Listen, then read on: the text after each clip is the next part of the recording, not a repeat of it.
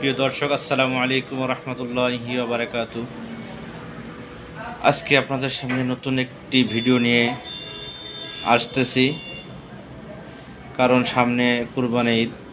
কাদের ওপর কুরবানি ওয়াজিব, পরিবারের একজন কুরবানি দিলে সকলের কুরবানি আদায় হবে কিনা, এই সম্পর্কে কিছু আলোচনা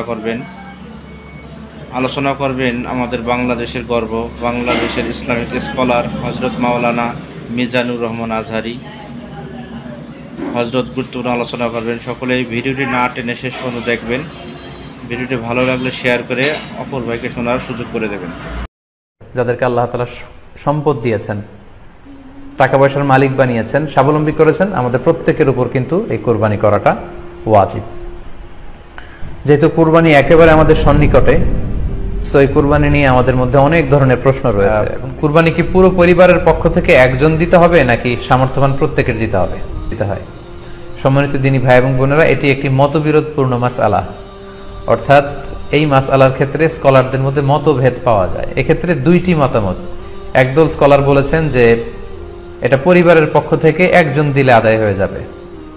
অপর মতামত হচ্ছে যে না, সামর্থ্যবান প্রত্যেকেরই দিতে হবে। আমরা দুইটি মতামত নিয়ে আলোচনা করি। প্রথম মত হচ্ছে যে এক পরিবারের পক্ষ থেকে একজনই যথেষ্ট। এই মতামতটিও দলিলের দিক থেকে বেশ শক্তিশালী। সেক্ষেত্রে আমরা মেহনাফ ইবনে সুলাইম রাদিয়াল্লাহু তাআলা আনহুর বর্ণিত একটি হাদিস সুনানে আবু দাউদে এসেছে। হাদিসটি হাসান পর্যায়ের হাদিস। তিনি বলছেন, ওয়া নাহনু উকুফুন মা রাসূলিল্লাহ বিআরাফাতিন, আমরা রাসূল সাল্লাল্লাহু আলাইহি ওয়াসাল্লামের সাথে 9 জিলহজ আরাফার ময়দানে ছিলাম।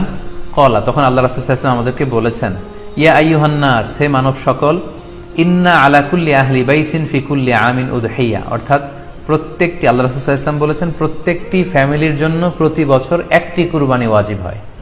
আমি আবার বলছি, প্রত্যেক ফ্যামিলির জন্য প্রতি বছর কুরবানি দিতে হয় কয়টি? একটি।